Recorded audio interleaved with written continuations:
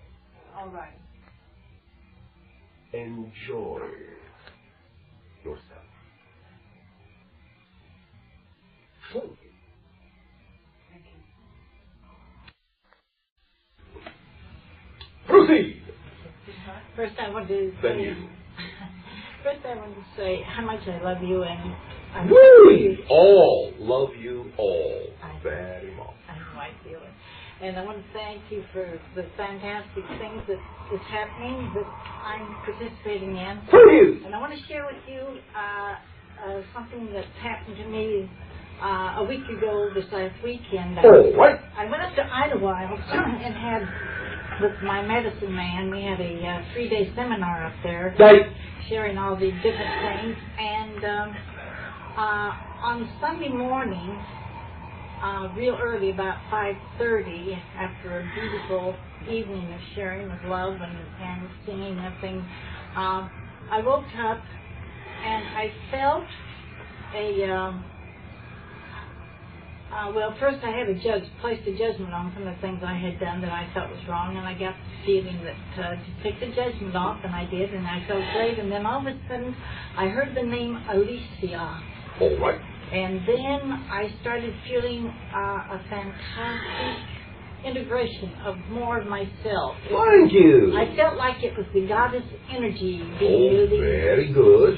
And then on Sunday afternoon, after it was all over with, I went to this little stream and laid down. No, this was on Monday, and laid down on a rock. I had gone there many times and found a fantastic large boulder of rock, big rock, alive. It was just like it was alive. It is. I know it is.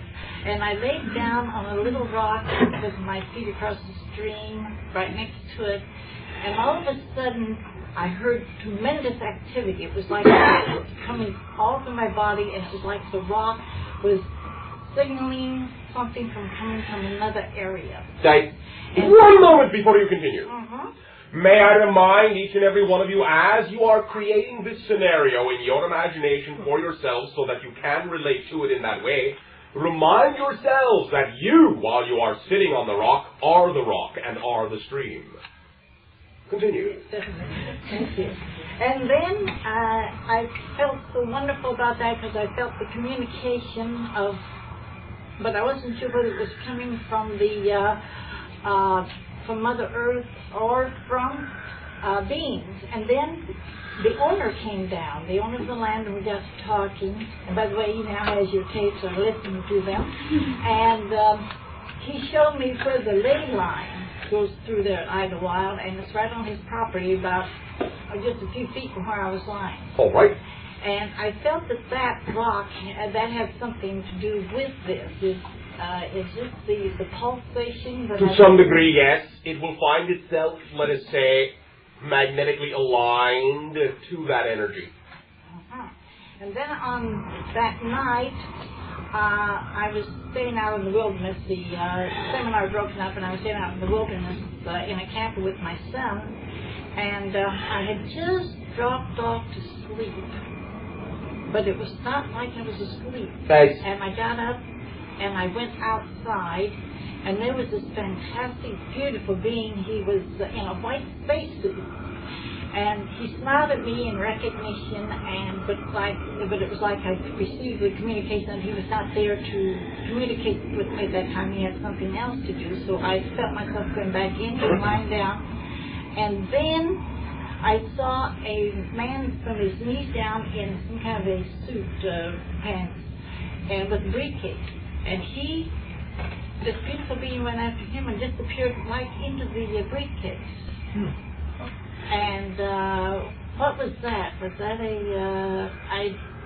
I feel that... In a sense, it was a projection of consciousness. Because I know this being very well. He was so beautiful, and I can still see the smile. In fact, every time I feel just looking, it's there. You allowed yourself to connect through the earth crystal to the idea of a portion, let us say for now, without in this way meaning to intend any other inference or implication in the sense, but simply with a member of your family. Of my family. In a different level. Okay, I understand, yes. Okay. Can you give me anything more on Alicia? a representation for now of the idea of what you may consider to be your higher self, your oversoul name, and or a representation of a future self that relates specifically with regard to the idea of the being you encountered in terms of being on the same level. That version of you that exists on the same level as the being you encountered. All right, very good. One more thing. My son had a treatment by our medicine man, Hawk, with the eagle feather. After that, he became very, very ill, ran a high temperature for 2 nights. Guys. And I was wondering... come now, not unusual. We have discussed this idea many times. Anytime you open yourself up to different portions of yourself that you have kept suppressed, then any acceleration will, through the judgment that you have within you, many times create the idea of higher energy than you think you can stand, and it basically manifests as the idea you call fever. Right, okay, that's very good. Thank you. Yes, thank you, and thank you for all the sharing. And you! You! Hi. Hey. A few things. First of all, this person who brought up, first of all, about going to the spaceship and also about the earthquake. I do have something to share. Speak up! Okay. First of all, about the spaceship. Hey. I had an experience myself where I was on a spaceship, but it was here at the same time I was also doing other things. They were both occurring at the same time in the same place, and it was very interesting. But anyway, that's all on that. The other experience was, I told you last week about when when I let loose with some emotion, let it flow. That was basically what brought it on. Was I was watching the news and I saw that there was all this drought stuff going on, and I went, I wonder if there's something I can do. And I realized that there were pressure fronts going on, and I thought, what would be like a pressure front? And then I discovered that, and that's when I let the emotion go. And I allowed it to flow for a couple of days, and it rained. It didn't just rain, it flooded. And it continued to rain a little bit for a couple of days after that. And then I was watching the news, and I saw a farmer on there who said that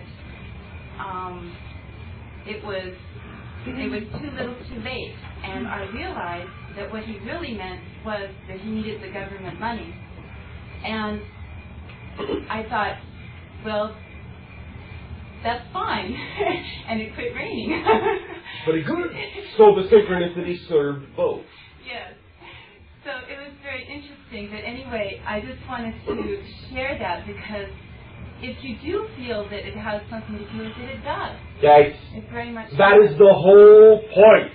Yes. Synchronicity is everywhere, is everything. And when you allow yourself to begin to believe that you are connected to it and do make a difference, then you will begin to experience yourself as the pattern of synchronicity that seems to reflect your involvement. Right, exactly. Thank you very much! Great, and one more thing. Hey. I had a dream last night. It was really nice. I've been channeling some energy and it's been blending very well with this energy. Hey. And I noticed last night I had a dream where I came across somebody who looked just like me and was driving the same kind of car I was. It had the same dents in it. I don't think the dents meant that there were dents in the personality. I think they meant they were just a reflection of this is exactly the same. All and right. I realized that it was, well, it's kind of a twin, and it was like my dual nature. And I realized that what's happening is that I recognize that they're the same. Same. So it was a real nice reflection that way. Thank you, my little mirror. Okay. And there was one other thing. Oh yeah, one thing when I've been doing this channeling, I noticed, thank you very much for bringing up about being conscious while you're channeling and everything, because that's exactly what's been happening. And I wonder if, am I really doing this, but I know that I am. Thank you very much. Okay. Your conviction makes all the difference in the outcome. It does. Yes. It does. Yes. And another thing is, I noticed the last couple of times that I began to channel, or started to want to, I noticed when I close my eyes, I eventually see a green luminous circle, and I'm wondering if you could expand on that. All we can say is that you are identifying to some degree with an energy that is similar to our own, and in this sense you are getting the representational symbol of our sun. Also the earth vibration of the emerald crystal ray. And you are making a blending and an association between the two levels and blending them into one. Thank you for your utilization of the energy in that way. Thank you. Bashar? One moment.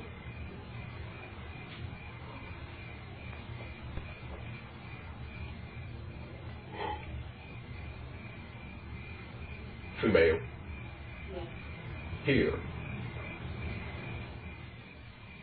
No, then male. Guys. Bashar, first, let me send my love to you and yours, and thank you for sharing. It's wonderful and fun. Thank you. And I have a couple of questions. One is sharing. One, I have a question for my father, Sam Adelman. I've been telling him about you and the channelings and what happens here, and he's very excited about it. He has gone through a depression, and he feels very stuck. All right. And he wanted me to ask you, what could he do to find inner peace and start living his life again? Thank you. It is very simple. First of all, suggest to him that depression is not intrinsically negative.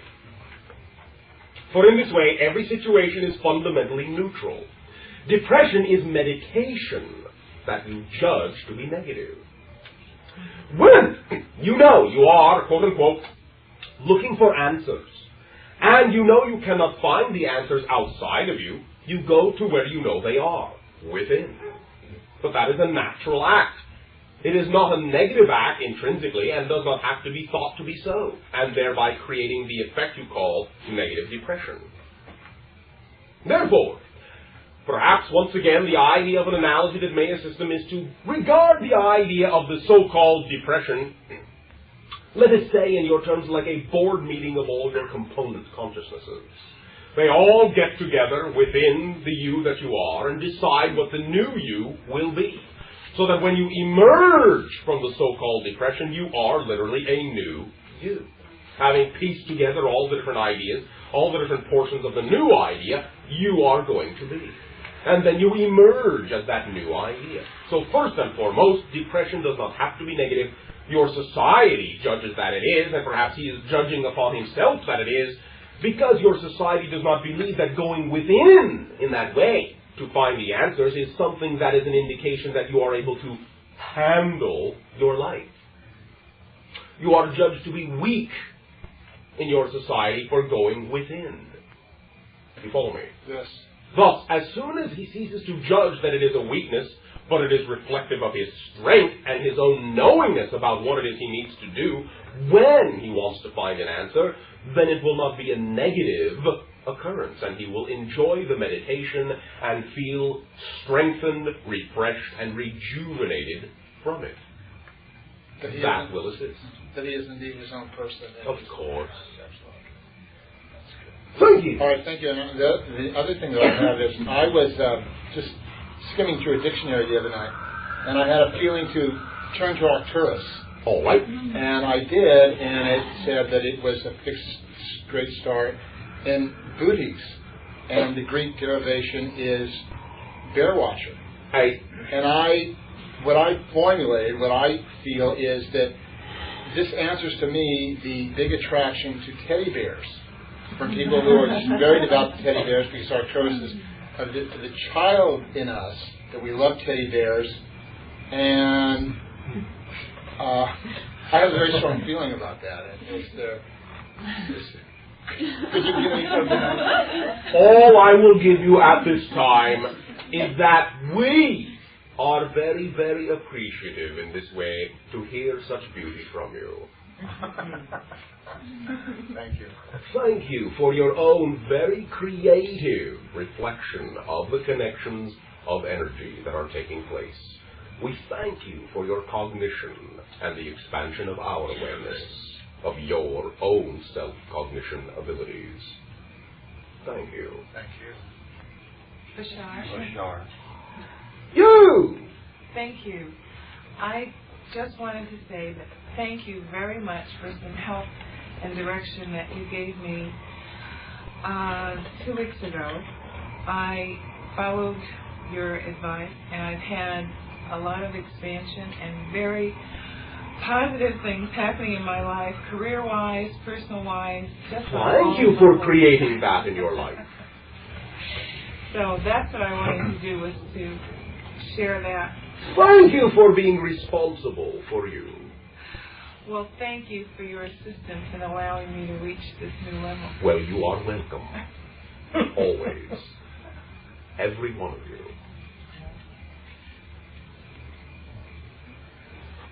Guys. Male. Bashar, Guys. I have a concern about money. Money. I was going to say I feel foolish asking about it. Why? Everything is valid, and everything is a sharing and a gift. Now. I may have the opportunity to have a lot of money, and I was wondering if there was anything that you could say about that. When, where, how much? All right. Here, now, just enough.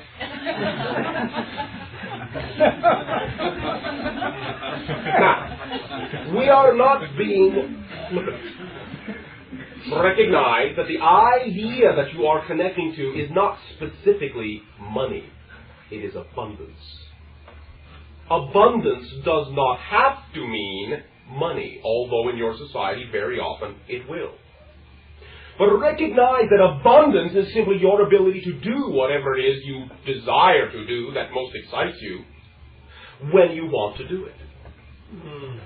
Therefore, recognize that sometimes in your society, the ability to do what it is that excites you sometimes comes with money and sometimes does not. You follow me? If money is the tool in your society that will allow the idea you are willing to be to occur most easily, then money is what will be there first. If it isn't there first, then trust that whatever you have at hand, or whatever situations you have at hand, whether they seem connected to the idea or not, whatever situations do excite you that you are able to act upon are the currency you need. Act upon the situation and allow yourself to trust that whatever you are able to act upon is the currency that will allow you to experience your abundance. Do remember that there is no individual in any society, anywhere, that ever has more than they need.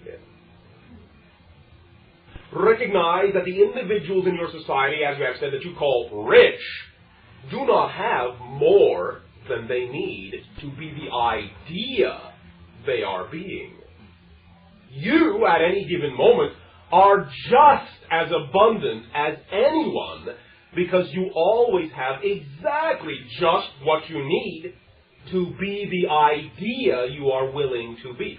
So when you are willing to act more fully like the idea that excites you, to expand the idea that you are, then your physical reality and all the symbols of abundance that need to be there to support the expanded idea of yourself will expand accordingly. It is an automatic, mechanical function of the universe. So, simply ask yourself, what is the actual idea itself that excites you. If it is just having a lot of money, then so be it. But if the idea itself is not so much having the money, but that you want the money in order to do the idea, then allow yourself to recognize that money most likely will be the way, because of your society, that it will allow you to do the idea, but it does not have to be. And if there are portions of the idea that can be fulfilled more easily than by having money, would you not prefer those ways? Yes or no? Yes, if that were the case. Then trust that if you are fully being the idea, if you know beyond the shadow of a doubt that you are acting upon all the opportunities that present themselves to you that are exciting to you with regard to the idea you are being, then the only situations you can attract in your life will always and can only be the case. Will always and can only be the ideas that will allow you, the situations that will allow you to be the idea you are most excited about being. You follow me? Yes. It is automatic. Let it be. Then you will not have to wonder where, how, when, for you will understand that you do not need to structurize and rigidize the methodologies.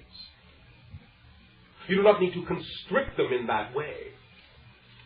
Simply trust that you will know that the right people at the right place, the right time, will always be interacting with you, that you will feel the level of excitement in the interaction, and whether the interaction seems to have anything at all to do with what it is you think you are all about or not, if the excitement is there, then it is connected. Trust it, act on it, follow it.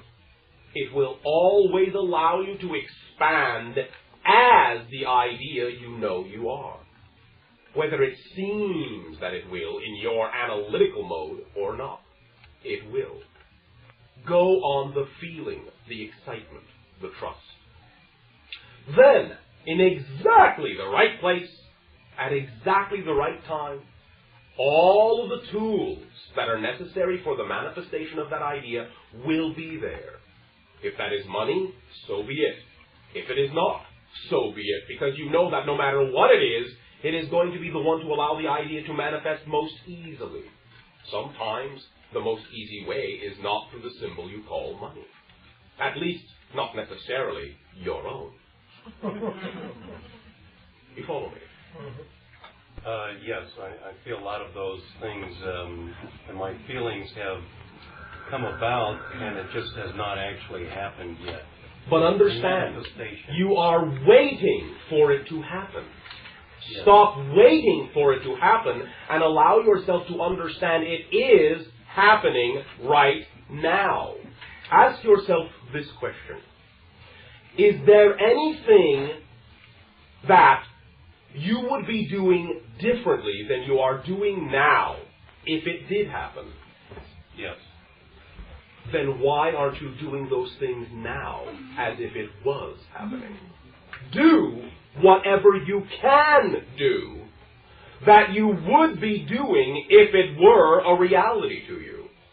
And by acting upon the situations that are actually already available to you now, that you do not need anything else to act upon, then you will be acting as if the situation is already real. It is your willingness to act upon the situation as if it were already real that allows it to become real. Do not wait for all of the pieces to fall into place before you are willing to act upon what pieces are already in place, because it is the acting upon the pieces that are already in place that allows the rest of the pieces to follow. You must initiate the first action. You initiate the momentum. Then you attract the whole situation. But if you are waiting for everything to fall into place first, you will be waiting a long time. Act upon what you can act upon. Push the buttons and move the levers that are already poking into your reality. Do not wait for them all to manifest before you will take the first push. You follow me? Yes, how do I know I'm not creating a fantasy, though? Does the idea excite you that you are doing? Yes. Is it the most exciting thing you can think of to do? Yes. That is your answer. Excitement. Excitement.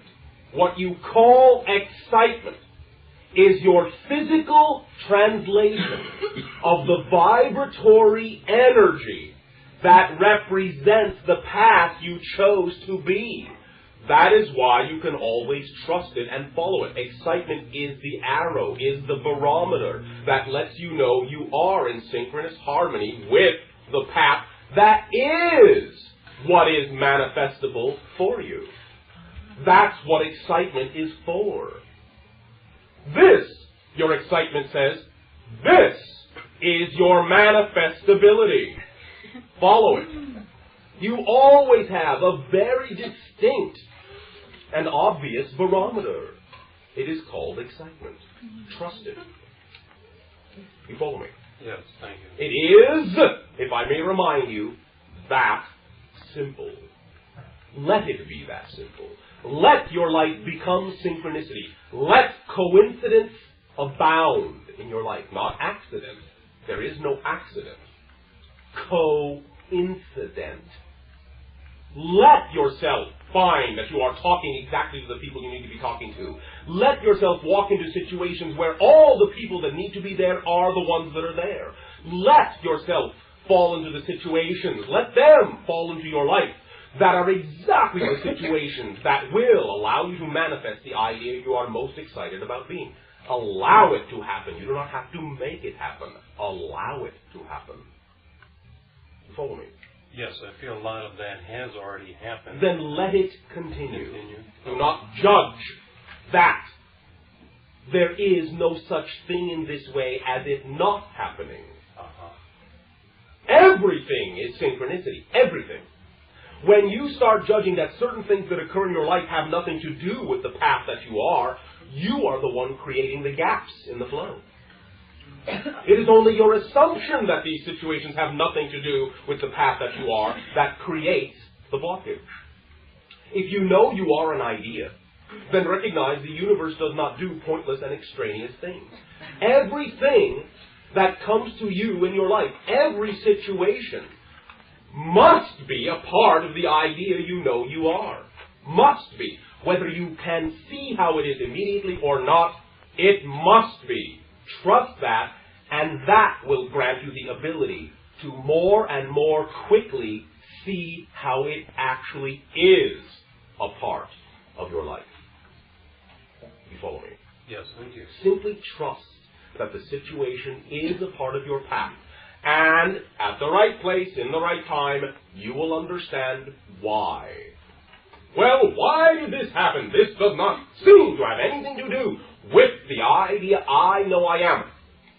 But, since nothing else can be attracted in my life, it must be a part of it. All right, I will go on. I will enjoy the situation for what it is, knowing it is a part of the idea that I am, and I will get on doing other things that I can do that also excite me. And lo and behold, eventually, sooner or later, you will come upon a circumstance, and as the whole thing becomes cognizant to you, you will say, now I understand why that happened. That happened so this could happen now. Otherwise, if that hadn't happened then, I would not have understood what is happening now. Understand every situation that occurs in your life has a relationship to everything in your life. Not what has just already happened, but also what has yet to occur. You follow me? Yes. So do not judge that a situation has no place in your life simply because you can't understand how it fits in everything that has already happened. If it does not fit into anything that has already happened, then obviously it fits into something that is yet to occur. Trust it. You are all one event. Your life is a single event. Anything that happens in it has to be a part of it. Do not break it into pieces.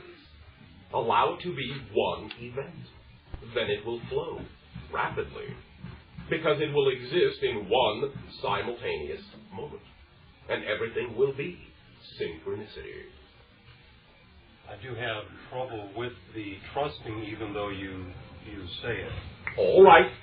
May I also remind you that your willingness and your conviction to believe that you have trouble with the trust is what gives you trouble with the trust. And it is the only thing that gives you trouble with the trust. The fact that you believe you can have trouble with the trust.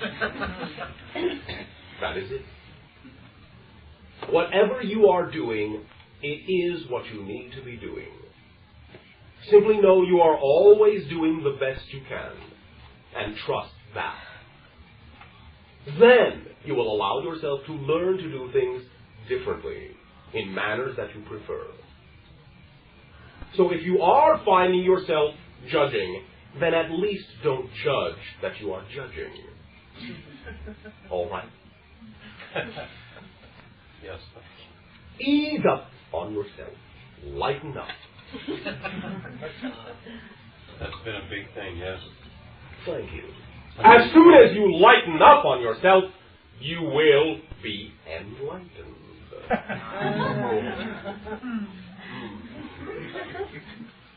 By the way, you may refer to this interaction this evening of your time as enlightenment. Thank you. And or being in touch. Bashar. How are you doing? Perfect. How are you? I'm perfect. Thank you.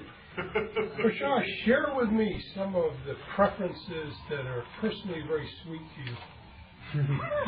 Everything that I do, what I am doing now, the idea of the exploration of other civilizations, the idea of what you might call tinkering with my spacecraft. Tinkerer.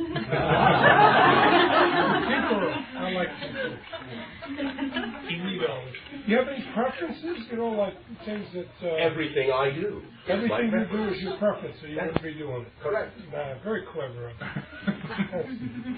Thank you. Bashar, we have in our radio and television technology the development of a circuitry which enables us to tune in on certain sets of wavelengths and exclude others. Okay. So we can pick up channel 2. Okay. How could I personally develop this ability to tune to particular frequencies and exclude the others so that I can twist my right ear and pick up channel 2 or something like that, with excluding all the others? The tuning mechanism is your imagination. Get into it. Get into the imagination. Imagine various ways of tuning. Your imagination is the dimension in which you exist. Get into it. I see. I'm pretty good with imagination. Oh, yes. Yes, yes. Include a little bit of trust along with it. You got it. Thank you. May I share with you right now another one of my preferences? Please. You may all take a short break.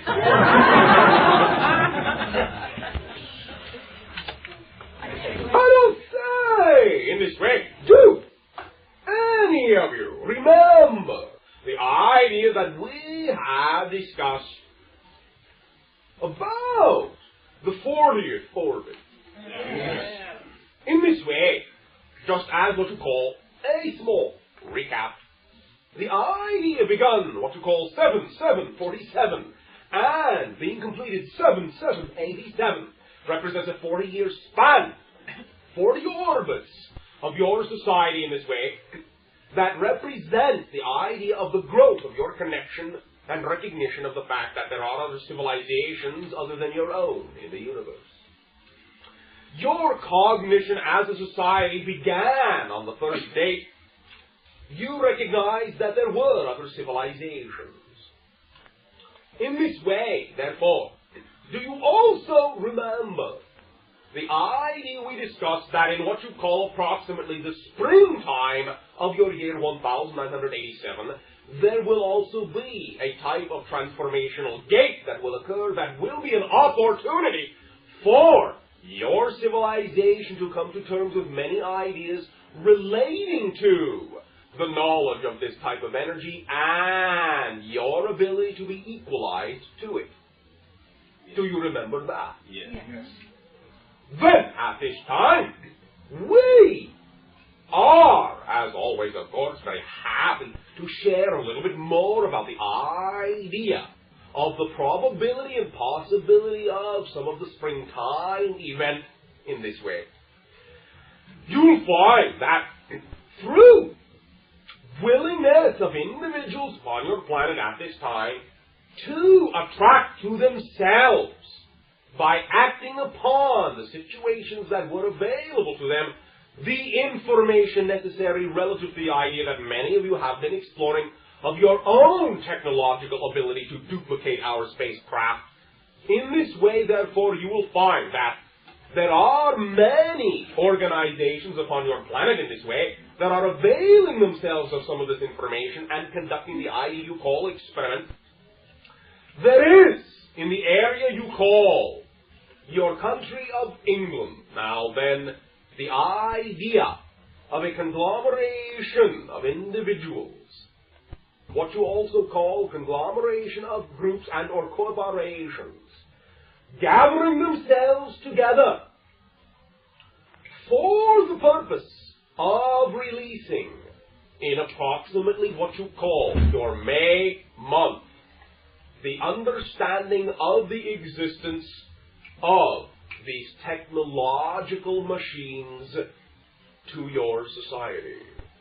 For in this way they have been experimenting for quite some time, have allowed themselves to manifest their degree of success, and are gathering themselves together in such a way that the impact and momentum that the release of the information will have will be something that will not be easy to ignore, nor easy to suppress any longer. Thus, you will give yourselves the opportunity to finally decide with that particular aspect the idea of what type of reality you choose to create in your world from that point forward. And we perceive it to be another step closer to the idea of the integrated reality of your fourth density experience, when you will begin to consciously realize you have the capabilities to meet us halfway. We thank you for your willingness, and we will, in your terms, keep you posted. At the same time, once again, avail yourselves of access to any and all of such information. Do your research as well. We thank you. Bashar. You. I understand why you didn't call on me last week. Do share. Well, it's because had you called on me then, the time that was left and the people that were there and so on may not have shared what they have shared tonight in the greater amount of time and with the experiences that they've had since that time. And it has broadened my experience by their sharing. Thank you. And thank you for letting me in on it as well. Sure. In addition, toward the end of the first session tonight, I was not paying attention at the verbal level as much as I was at another level. All right. And I was toying with, once again, releasing Earth energy to myself, then suggesting to others on the planet, not verbally in any way, shape, or form, but that they do the same thing. So I set up with them kind of a matrix of beings who are doing the same thing. Released it in kind of a spherical form and produced a tremendously bright light as a result of this grid of releasing Earth energy. And then I was toying with interweaving through these individuals kind of a beam of energy, through the individuals, through the earth, wrapping it around and through and so on, and releasing it in that way too, kind of what your hands are doing. And that was just another way of doing it, getting right down into the center of the earth. And it was a lot of fun. Food you! I am still exploring this idea of not so much the difference it makes, because I know it makes a lot of difference. I know I really am connecting with these people. I know I'm doing some switching. I'm turning on some ideas in their beings that they can do this same thing. But I am interested, if possible, to know if the amount of energy that I am co-releasing with these other individuals or by myself is equivalent to, say, an earthquake of what proportion? Is it as much as a whole earthquake, or lots of earthquakes, or what amount on the Richter scale? Well, now, in a sense, there is not really a way to measure this idea, because on one level you can understand that since every idea is its own 100% idea and utilizes, in a sense, 100% of the energy you are channeling into your physiological reality, then in a sense, in a very real way, anything that any individual does is enough to transform the entire planet. Yeah. Therefore, it is whatever degree of energy you think is necessary for that entire transformation to take place. In other words, it is enough energy in this way, as is represented by the idea of the transformation of your entire physiological planet into a different level. Oh. You are moving the entire planet. You are moving the entire universe, in a sense, into a different level. It is that much energy. I see. But recognize, like you do so often, in the release of what you consider to be very powerful energies, it is the most powerful energies that can do the subtlest things. Yeah. Right. Your power is infinite, as is everyone's, in a sense. And in a sense, it is not so much that it can be, at least from our translatable point of view, compared to a measurement of that type of energy release. Certainly, any one of those cognitions of that type of energy release is certainly within the infinite power that you are. Yeah, I can see that just conceiving of this could technically release not so much of the idea of releasing energy, but rather translating the entire Earth crystal and everybody on it to a dimension where that energy no longer needs to be released in a physiological way. Yes. It's wild. Thank you. One other thing that I was doing tonight, when I wasn't paying attention, well, that's a joke, was, and I do it once in a while, I've done it a couple times, thank you, is getting the idea that across the entire planet, every single individual is just then relaxing and going, oh yes, things around me are peaceful. There's not a single being who's creating a non-peaceful thought or action.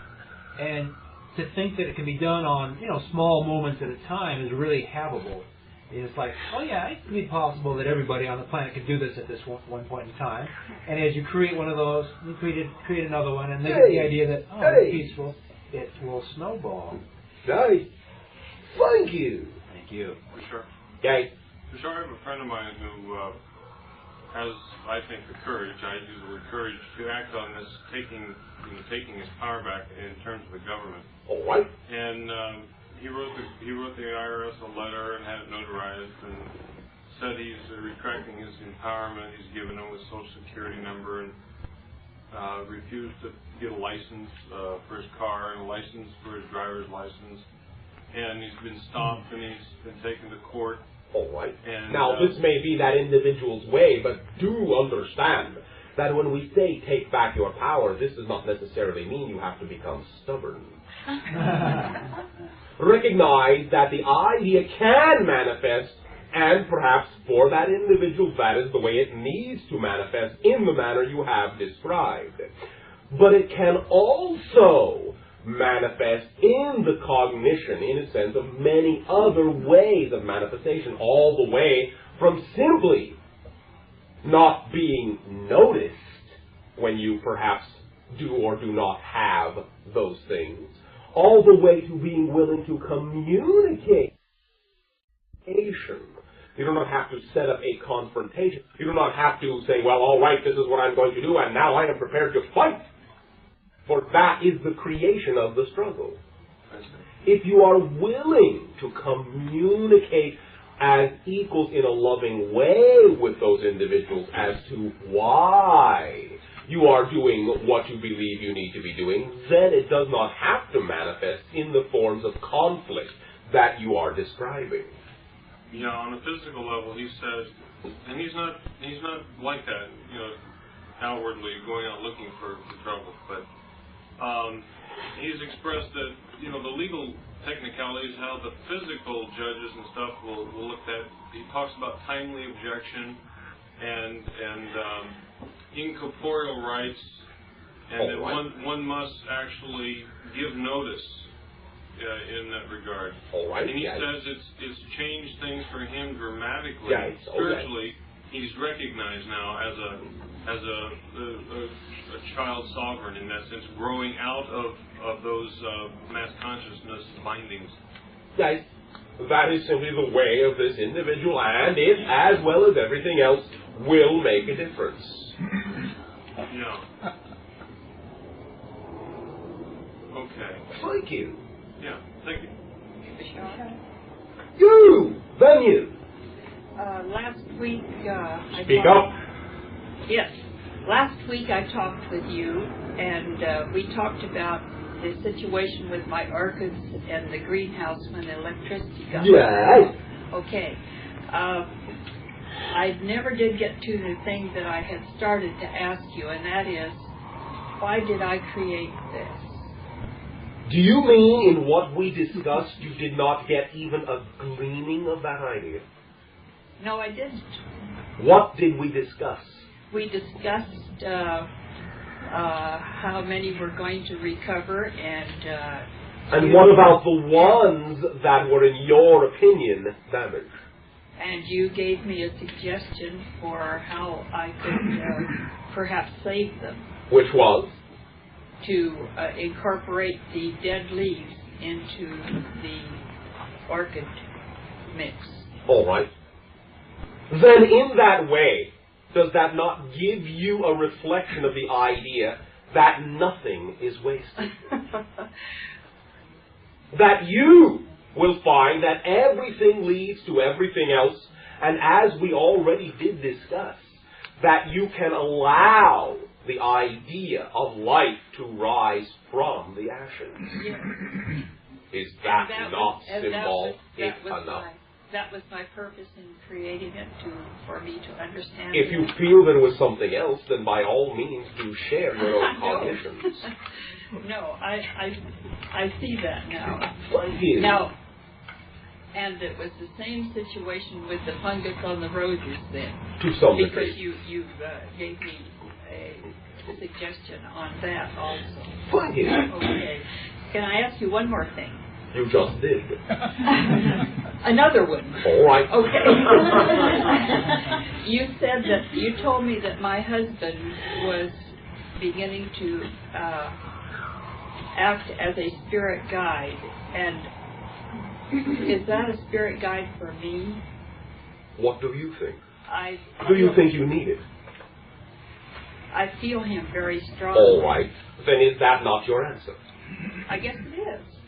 Thank you. Recognize in this way that the idea of spirit guide also will touch on many different levels and can interact with many different individuals. If you feel the connection, then you are creating the connection, and so there is a connection. All right. Thank you. Okay. One other thing. Did Jeff's machine model go off last Saturday?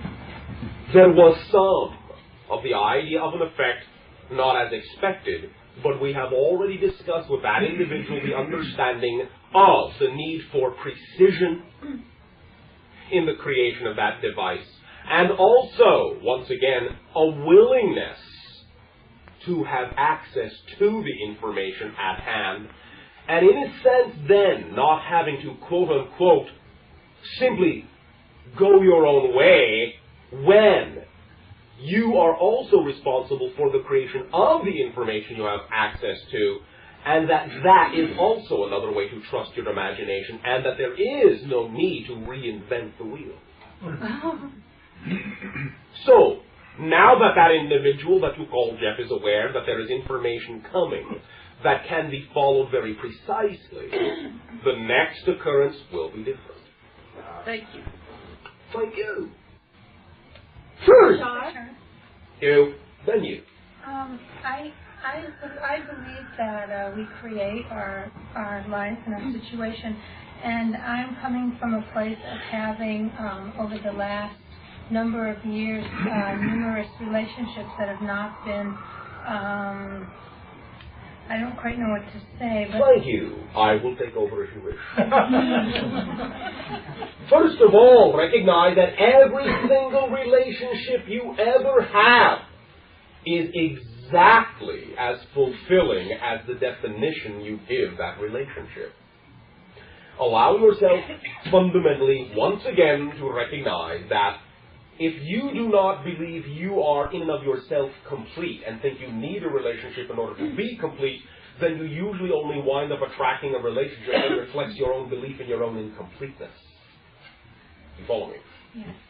Therefore, many of you will find that because you think you need these relationships and need them desperately in order to be complete, you then attach meanings to those relationships that have nothing to do with the reason for why that relationship is there. And so you are not actually having the relationship that is there. You are creating an expectation and living that relationship and never allowing yourself to derive the idea of conscious benefit from the actual relationship itself for the reason that the relationship has actually been attracted to you.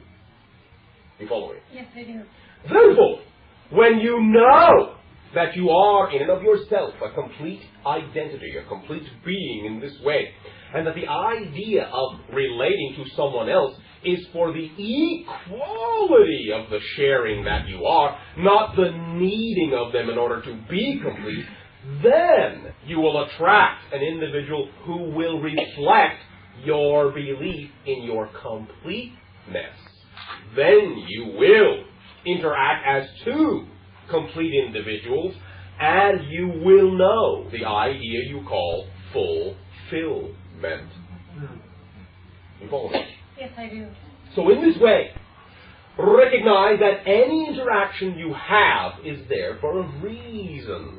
Allow it to serve the purposes for which it is there.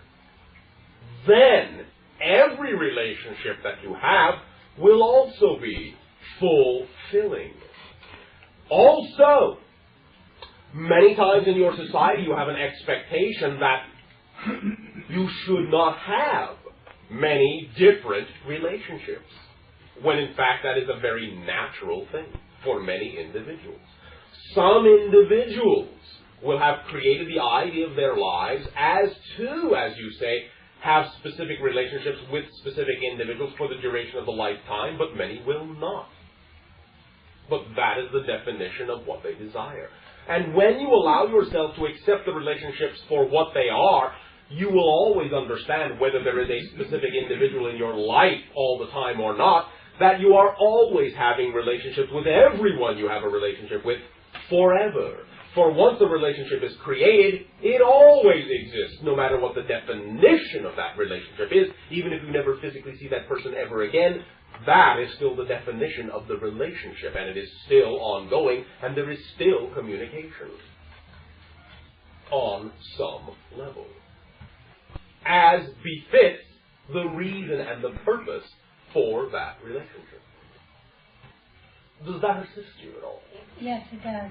Thank you very much. First of all, recognize that if you are willing to love yourself unconditionally, as all that is loves you, then you will be willing to have the relationship within yourself that can then be reflected in your outside world.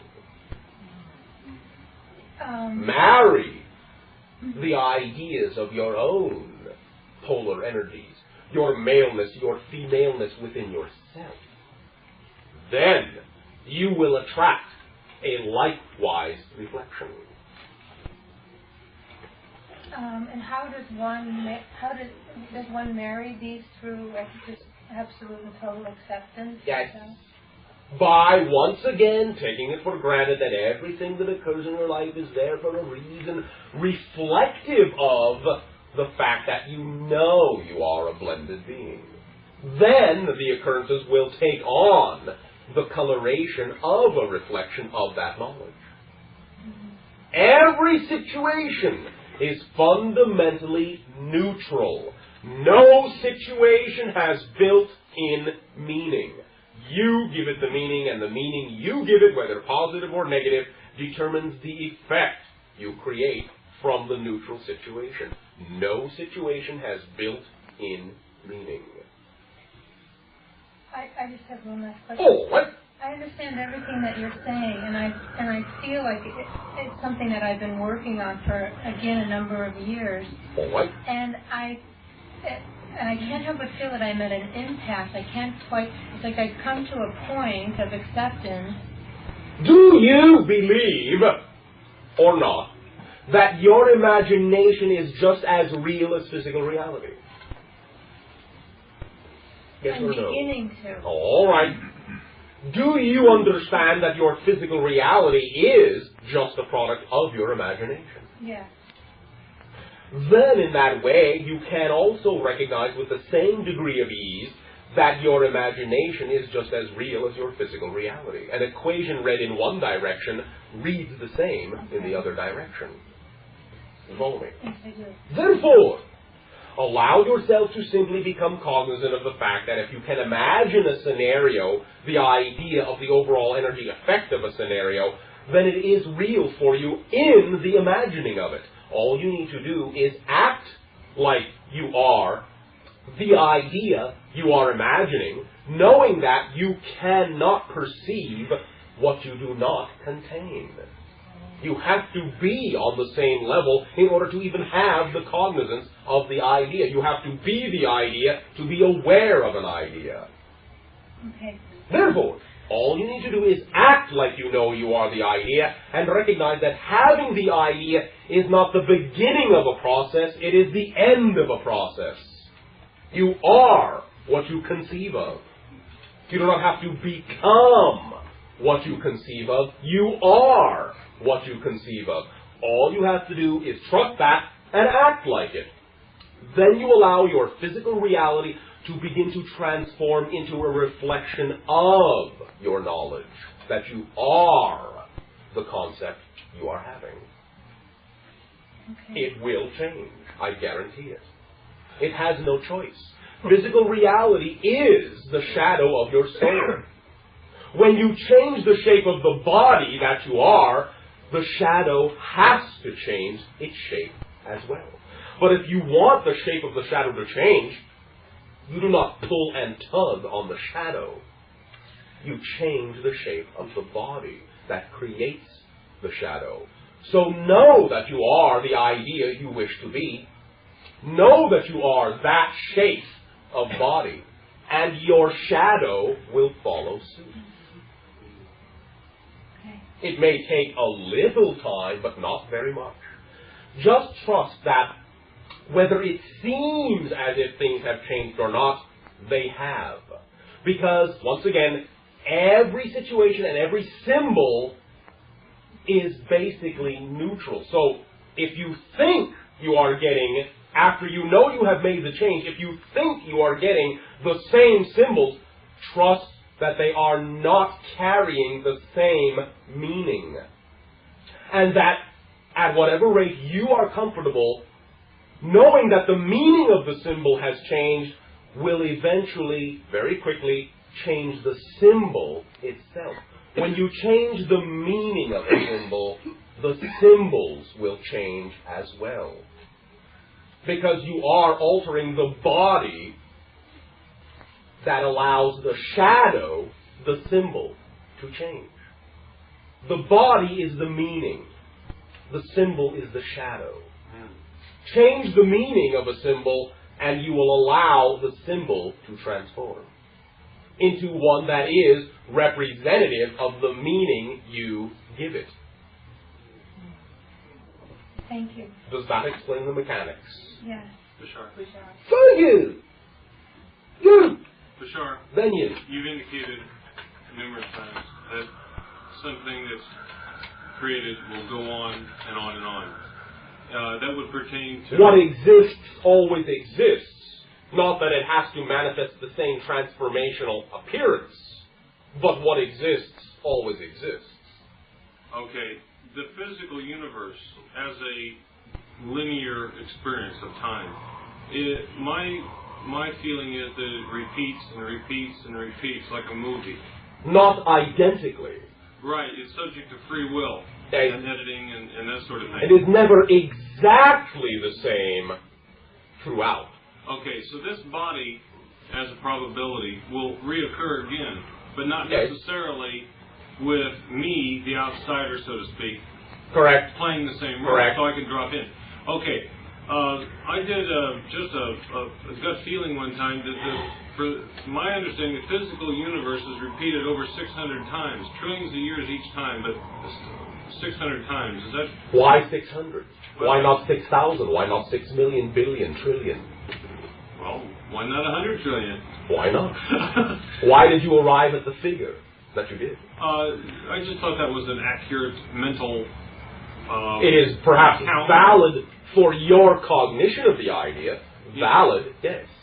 But in this way, accuracy is not something that really exists, because there is no one background of anything against which to measure anything else. Okay. Does it speed up? In a sense, does it get thinner? Does it lose some of the momentum each time it's reviewed? Does it thin out? That scenario can be created, but then in a sense, no, because you are using the same amount of energy to create the scenario or the illusion that it is thinning out. So it exists in the fluctual universe. It exists, and as long as someone's interested in it, they can reactivate it. True? One person could recreate the whole drama. Oh, yes. You are, really. Yeah. Maybe I'm the last one in the theater. Maybe you are just enjoying the popcorn too much. Okay, another thing. The subject of descendancy and creating of beings. I wanted to ask you, one, A, how is a being created? And is it done in a paramedical sense where being one creates several beings, and then they create... sense, this is all quite arbitrary, for there are many systems of transformation. Go on, if you please. Well, simply in this way, in whatever type of a universe you create yourself to be, there can be different laws. Oh. Those different laws can determine the way in which such a scenario occurs. Oh, I see. See, I had it figured that being God, Father, may have created duplicates. They created duplicates. Well, in a sense, yes. On down to the mineral kingdom. In a sense, that is, in a sense, valid for your particular idea of the universe, yes. There's another scenario which exists as a potential for me, is that the future, this bugged me one time in an egotistical way, but it bothered me that the future children were going to be better than, in other words, it was starting from the front and working back. That's another idea. Just an idea. I'm not taking it serious, but it's just that that the future was creating the past. All right. Yeah. It is in a sense. Mm-hmm. But it's adjustable. Depends on how one wants to intensify it, or yes, in a sense, what point of view you are choosing to come from. Okay. That does it for me. How about you? Perfectly. Thank you for your interaction. Thank you. Yay. During the break, I experienced an incredible intense pain Incredible. Incredible. I never before felt that type If of you thing. felt it, it must be quite credible to Yes, you. very credible. All right. It's absolutely incredible. Where? Around my eye, my nose. It's still there a little bit, but it's Anyone else? fading. Yes. Where? Lower back. Right here in the head, here, and the same thing in the eye and the nose. Anyone else? Yeah. In what way? Stomach.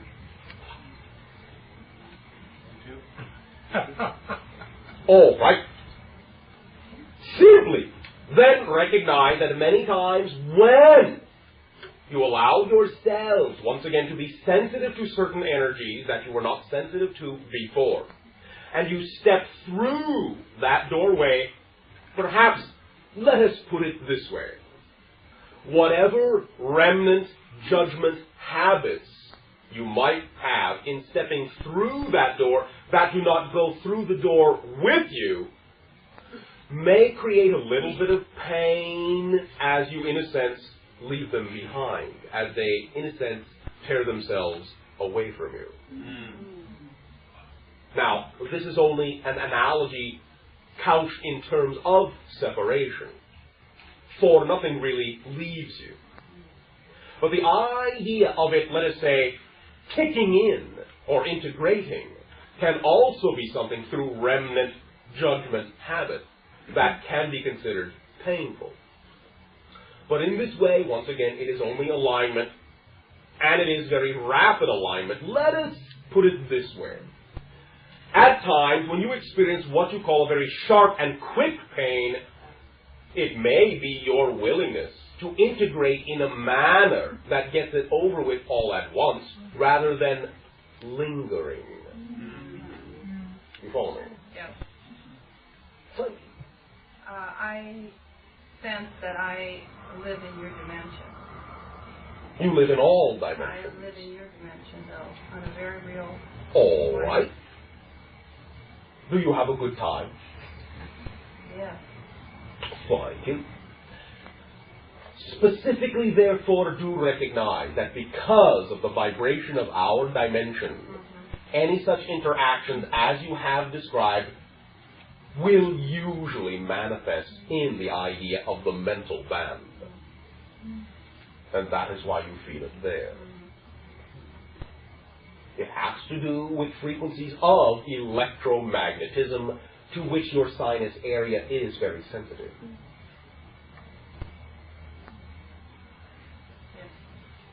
One moment.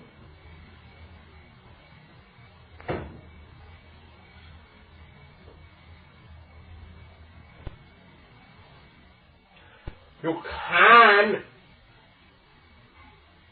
immerse the area, if you wish, once again in blue and or green energy. At the same time, though it may feel a little bit, let us say, foreign to you, now and then it may switch to a little bit more golden and or what you would call pinkish energy. But that is all right.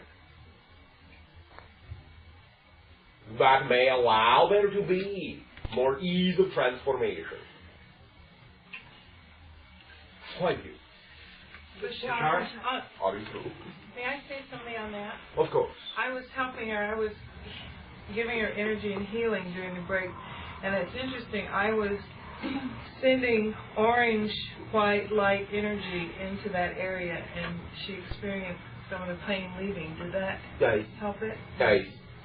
And in this way, the orange and white are some reflections of the ideas of your connection to what is called Arcturus energy. Thank you. Thank Bashar? you. I'd like to explore a little bit about accuracy and validity All right. through a couple of things that occurred with me. Some while back then I discussed a 10-year-old girl with whom I have a relationship. Hey. And we talked about a past life relationship involving nobility. And Guys. after that, sometime after that, I had a meeting with a friend of mine, and she interprets spirit guide communications. And I asked one of my guides about this, and the guy said, well, there wasn't a past life such as that. There was a past life wherein we were buddies, and I realized, I know that there's validity to what you and I discussed, Okay. but I'd like to understand more about the accuracy. Mind you, let us say accuracy is validity,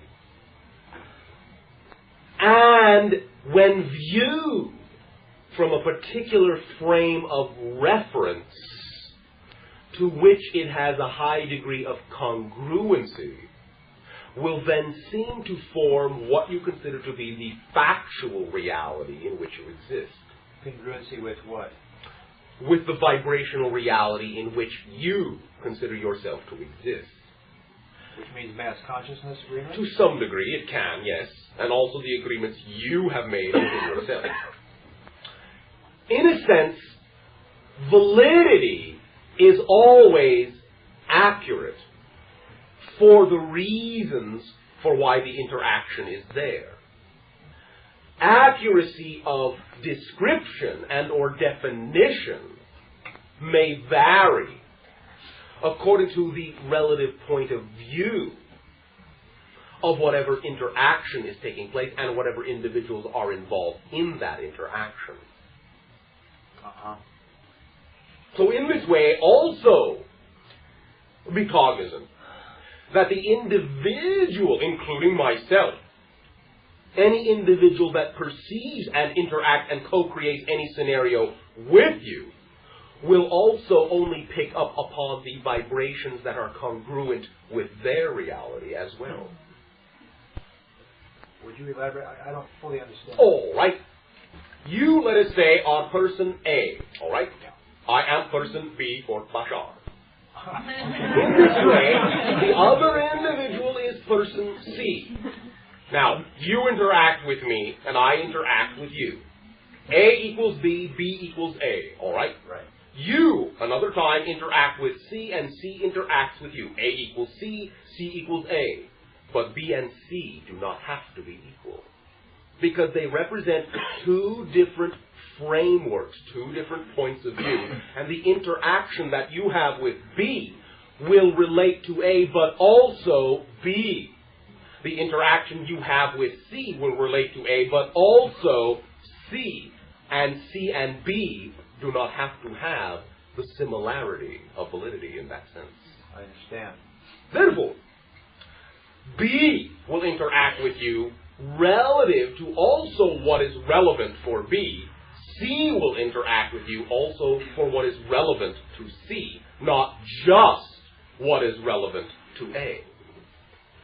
So, the ability to sense any one particular idea of such an interaction you call past life will also be determined about the idea of the frequency upon which B and C also exist, and also can, in a sense, give you a clue as to the idea that everything, in a sense, is real. The idea of what we discussed with you is true. The idea of what C discussed with you is true at the same time. They simply represent different fragments of the overall multi-dimensional, alternate, parallel, conglomerate reality that A, you, happens to be. Now, we recognize simply that the idea we shared with you for the interaction that we together were is true. The idea that C shared with you for the interaction that you were together with C is true. They are both true at the same time. When you say true, are you saying accurate? Yes, all right. We can use that terminology in that sense. Yes, they are both accurate, even though they seem to be contradictory. Okay. Because they both represent totally different frequencies, complete unto themselves for their own accuracy. In other words, the only background against which you can measure anything for its accuracy is only the background provided by the actual event in which you are measuring the accuracy for. By the belief itself. Yes. In this way, Each and every event brings its own background. But there is no one background against which any of the B-A interactions or A-C interactions can be measured for their accuracy. Okay, then my interaction with C involving the statement, no, that did not occur in the nobility way that you and I had discussed. That was just, let me say, simply their... It does not occur in the spectral time track that represents their perceptive interaction with you. It does not occur in their time track with you. Okay. It does occur in ours with you. Okay. Now, let's just hypothetically speak about this further. Oh, what? What if I were to choose, or the other way, that I go, well, this person really just didn't know, and what I experienced with Bashar was correct. How does that change the accuracy or truth of either one of those ways? In a sense, it does not change them at all. But what it may not allow you to do is recognize yourself as expanded. For in this way, if you are willing to allow both to be true, then you know that you are expanded to contain both. Okay. And how do I contain the idea that one of them said, no, the other one doesn't exist? I just basically, to answer my own question, is to understand that their expansion maybe isn't as far along as mine, if they're not allowing them to see that. Perhaps not. Yeah. Not as a judgment. We understand. Yeah.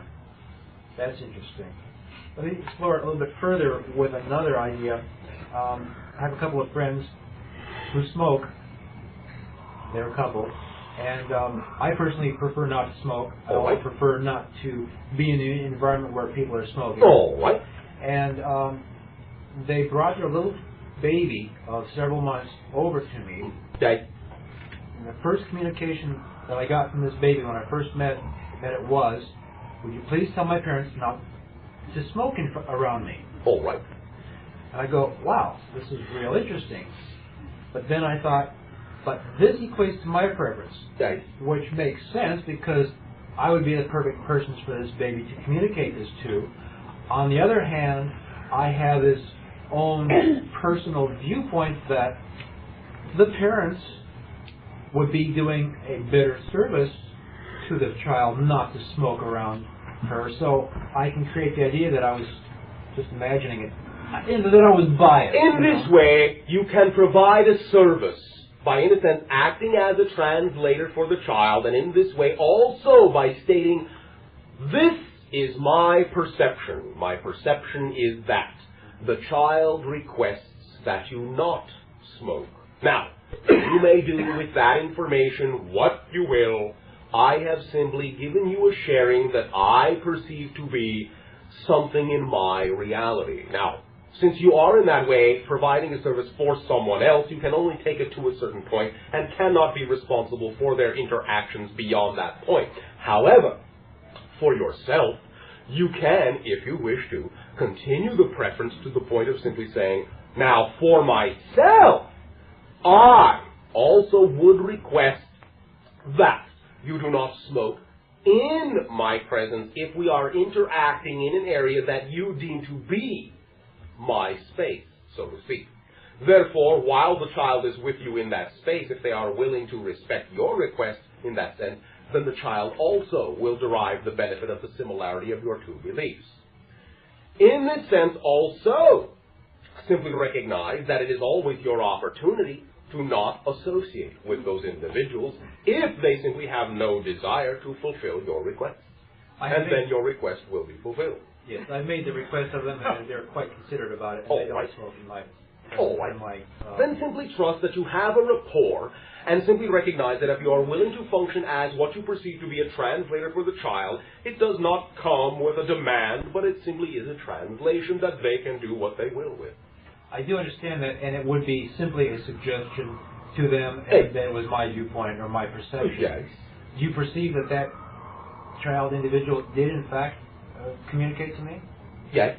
For you will find that the ideas that many of what you call those habits represent will be something that what you call the children now being born will recognize do not necessarily have to be there. And so they may make those requests to put the individuals that are their parents in touch with the identity that they agree to have born unto them. Yeah.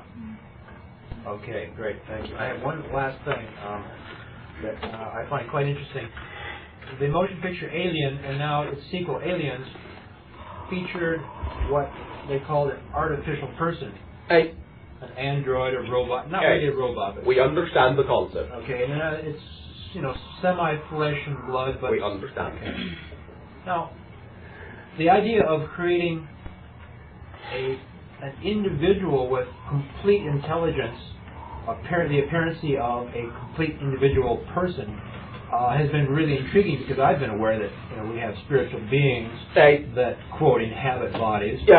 And most of the people who have written about robots haven't realized that. They thought, well, create an artificial intelligence that has the sense of individuality, and I knew that didn't work quite that way. If you create, let us say, an appropriately representational symbol that a soul can function through in a meaningful way, then a soul can inhabit the creation. Such as even a mechanical thing? Okay, and I thought about that as, a soul could move into it, such as a soul moves into a baby body. Why not? Okay. But I also conceived that now that I know about your spacecraft and how you create an artificial intelligence with it, which is actually it's mechanical, or it's not exactly mechanical, it's electro-optical, which has an intelligence which, as I understand it, is tuned into the entire universe, and it is as much an individual as yourself. Okay. That kind of intelligence could be created in this artificial person. Okay.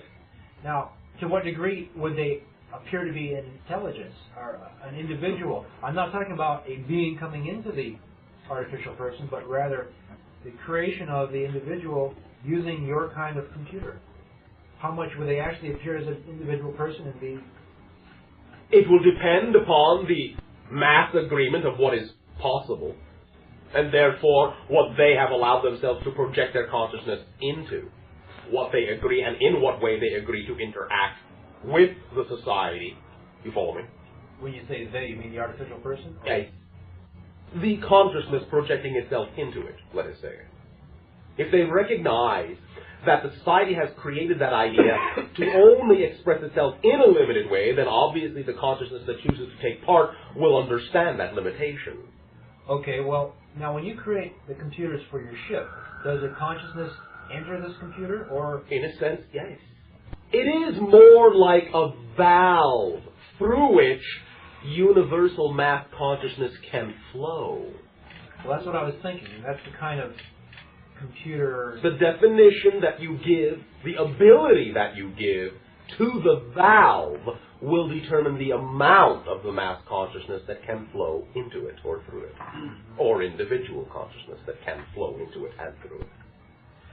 Have artificial people of this nature, well, obviously they've been created. Oh, yes. They do exist and function in many societies. Do they exist in your society? Yes. Although primarily as the idea of the spacecraft. I see. Not as physical bodies such as you have on your... There are some. Do they walk around and appear to have all the personality traits that your people do? Some do, yes. Some do not. What would they be indistinguishable from your people? Some. Wow. What about here? What about? Are they on this planet? Some have been. No more comment. Thank you. Who are you? All right, you, then you.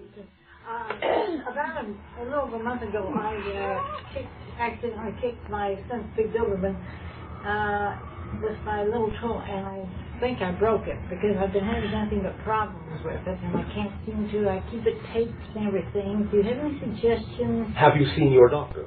No, I didn't go. I called him, and he said there was a remix that they can do with a little toe except tape it. All right. But I've been taping it, but it still keeps swelling on me, and then it, May I ask you a question? Yes. Who do you think you would feel better about taping? Oh, okay, the doctor. All right. I'm beginning to think that somewhere that I am not putting the tape on right. Talk to me after the session, please. Oh, okay. Thank you. It may simply have been an opportunity for synchronicity.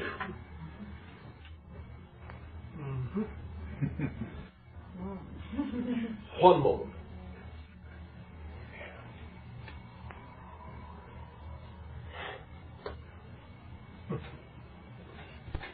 Proceed. Bashar, I'm going through something that I regard as monumental in terms of my motion reference.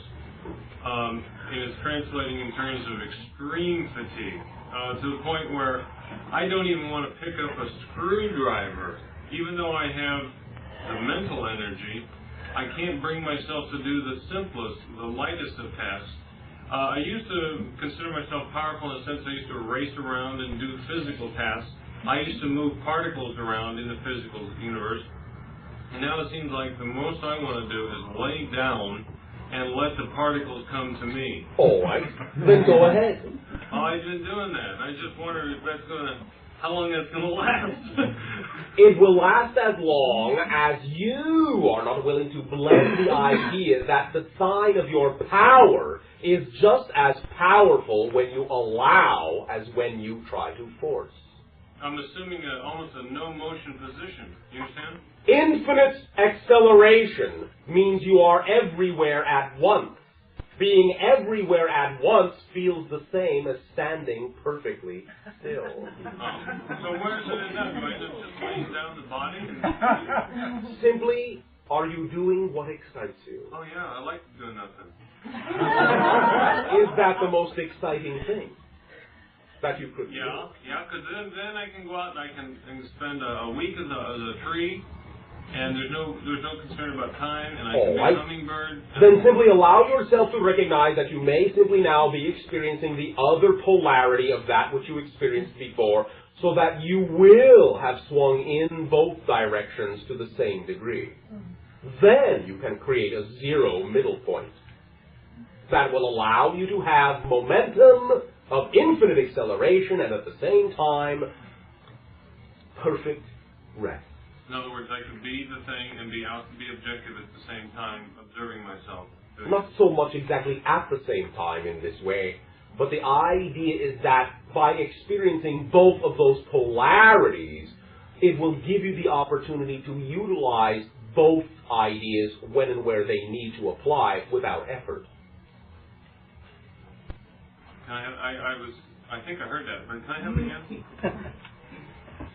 When you experience both sides of a polarity to the same degree, then you are familiar with both sides to the extent that it may seem as if you are then arriving at a point where you are doing both simultaneously, but it will be such an automatic flickering back and forth that you will simply recognize you are allowing yourself to use whatever tools are representative of the thing that needs to be done so quickly that it will seem as if you are doing both simultaneously. Okay. Additional to this, of experiencing the multitudes of experiences and flavors and tastes of physical and astral and etc. experience, I feel as though I'm just passing through town. When I've had my fill, I'm going to go somewhere and have a good long rest. I feel that rest is coming on. I feel or shall I say, I'm assuming more of my viewpoint. And that is a very... All right, yes, in a sense, but do understand that the idea of rest is not necessarily a static thing. Okay. Well, it feels very tranquil. Oh, yes. You are simply approaching your zero rest mass point, at which, again, you will recognize that you are infinitely accelerated. Okay. Go for that. Bashar? Fine. Bashar? Thanks. Bashar. Two things. Before Daryl started to go into trance, I had a feeling that I wanted to put my safety belt on, as if I was in a car or a plane. All right.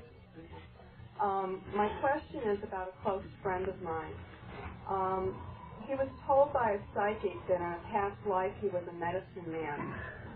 And during the past 4 years since I've known him, he's been going through, he's experiencing illness. And he is the type of person that realizes that one heals oneself. But, well, I guess what I wanted to know, is there anything... Does he live his dreams? Yes or no? I don't feel he does.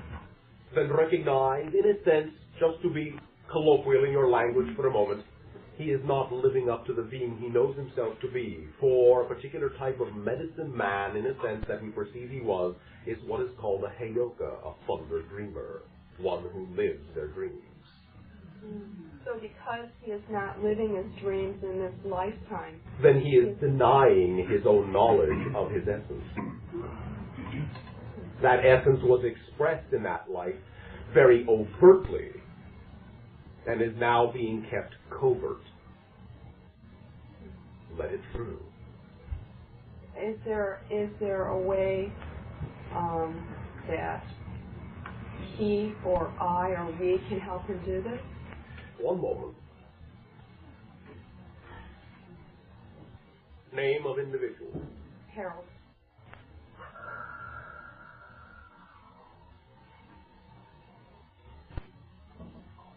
Does Harold enjoy the substance you call corn? What is corn? Corn. Corn.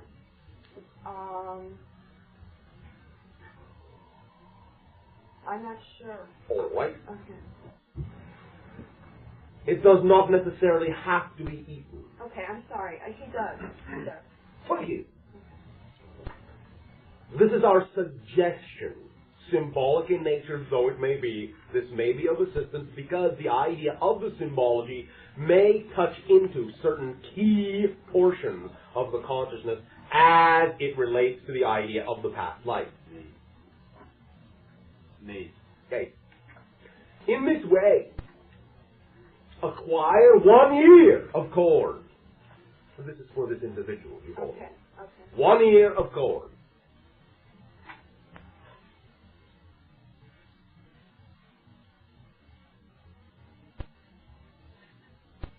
Make that 4 ears of corn. 4. Okay. Place them in such a way as to form what you call a cross, each pointing to a different direction, north, south, east, and west. You follow me? Yeah.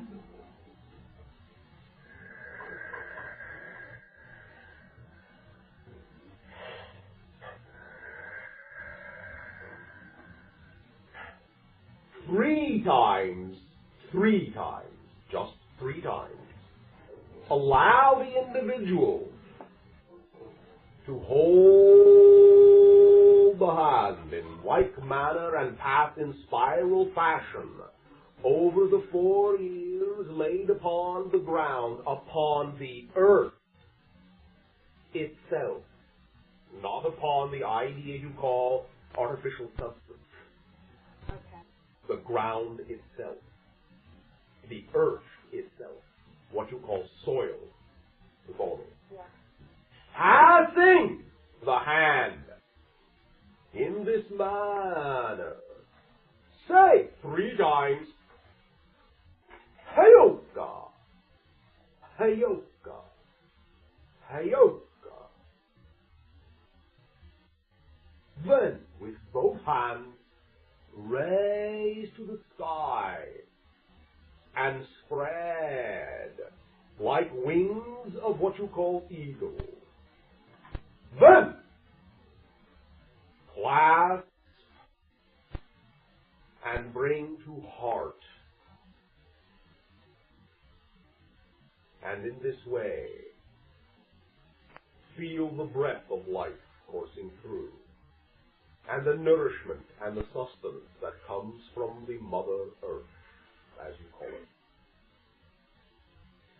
Allow the individual closer tie to what the individual knows to be the sustainer, the earth, in this way. Feel the soil. Feel the soil. And know the sky.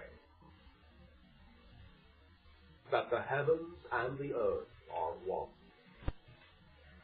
And that the heavens and the earth are one within you. That is where they become one. Within you. You and that individual are the fulcrum points. The connection. Share this with that individual. All right? Okay. Thank you. One moment.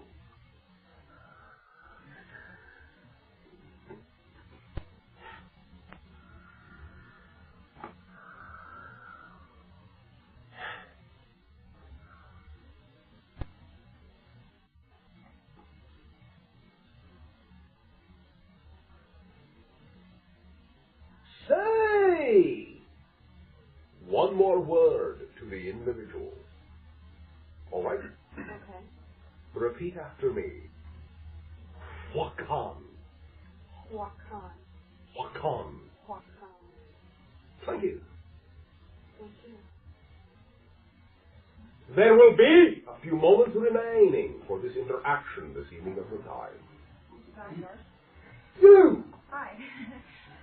Say, the thing about smoking, it kind of brought something to mind. My husband has been trying to quit smoking numerous times. Trying? Yes, well, he hasn't been successful, that's why I say trying. Well, then in this way, he is not quitting. That's right. He is trying. You're right. Very successful at trying. Yeah, you're right. You are always successful at the thing you are doing. Sometimes simply allow yourself to recognize what the definition of the thing you are doing actually is. If you are trying, that is what you are doing, and you are always very successful at it. Okay. Share that with him, first of all. All right.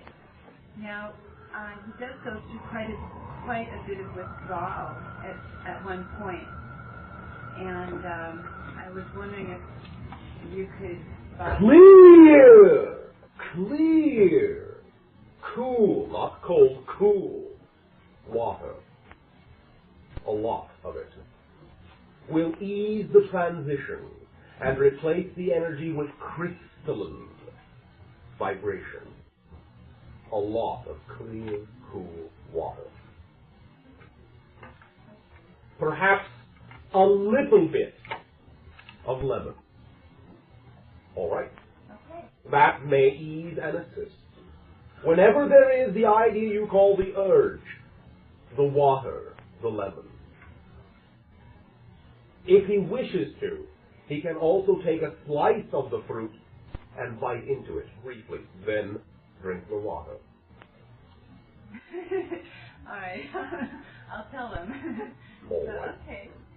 And while he is doing that, allow him to allow himself to go blank, to daydream, to just muse. Then he can get on about his business, but for the time of the intake of the water, of the lemon, just defocus. Think of everything and nothing, anything at all. Just diffuse. Then put the glass down and go on about your business. All right? All right, that makes sense. Thank you. Thank you. Bashar, Do. I have a question. I do a program. Speak up. Okay, I do a program called The Inner Soap Opera. Hey. And several months ago, you were sharing with us the idea of different energies coming from different civilizations. Hey. You mentioned the serious energy. Hey. It's a very highly spiritual energy. and that the Arcturans are highly emotional energy. The Earth, that's us, we are the physical energy, and I missed who you mentioned was a mental energy. Yes, a science. Hey. All right. Okay. Thank you. Thank you. Bashar? My turn? You, then you. Okay. I was going to share a little story with you that happened. Oh, right, by all means. Speak right up. Hey. A couple of weeks ago, I was at a picnic, and I was sitting at a table with some people that I didn't know, and we were kind of talking to each other on what do you do and this kind of thing. And I'm an artist. I make my living painting, and there was a man across the table who just happened to work for a company that employs artists. You know, they use... Oh, just happened, yay. And so, a little synchronicity. And so, we were exchanging phone numbers and that kind of thing, so I could call the company. And he said, I asked him what his name was, and he said, well, I have a very difficult name to remember. It seems that people always forget it. And he said, but I'll tell you what it is. And I said, I'll listen carefully and I won't forget. And I said, what is your name? He said, my name is Bashar. Hey. I thought that was interesting. I said, well, I won't forget your name. Won't have any trouble remembering it. What does that name mean? Commander. Commander. He was Syrian. Yay. His background. So. Yay. So is the physical channel, and that is why we chose the title. It is not a name, it is a title. Oh, it's a title. Very interesting. Okay. Thank you for your synchronicity. Thank you. Hey. Bashar? Hey. I'm asking this question for my friend Elizabeth, and she wanted to know about two craters, one of an inactive volcano and one of an active volcano, where these craters are bases for spaceships. Apparently, she says that spaceships do come there, and she wanted to know if you are in contact. What areas? What area?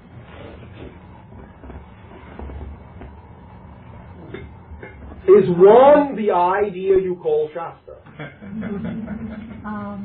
I don't know. She said one is in America and one is in Africa. That's her feeling.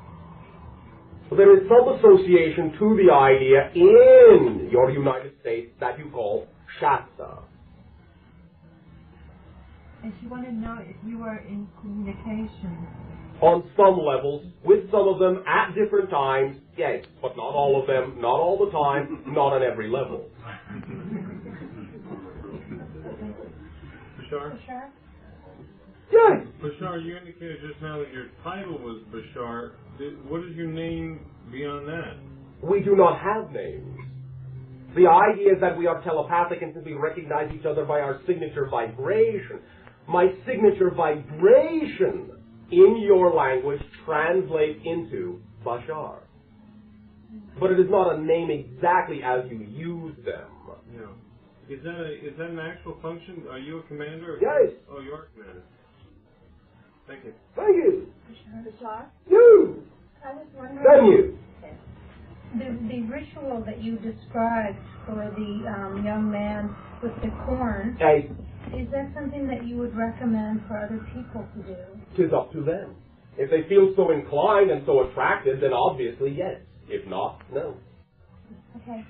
Use your imagination to alter it in whatever shape or form you feel so inclined. Because your imagination knows what it is doing. All right?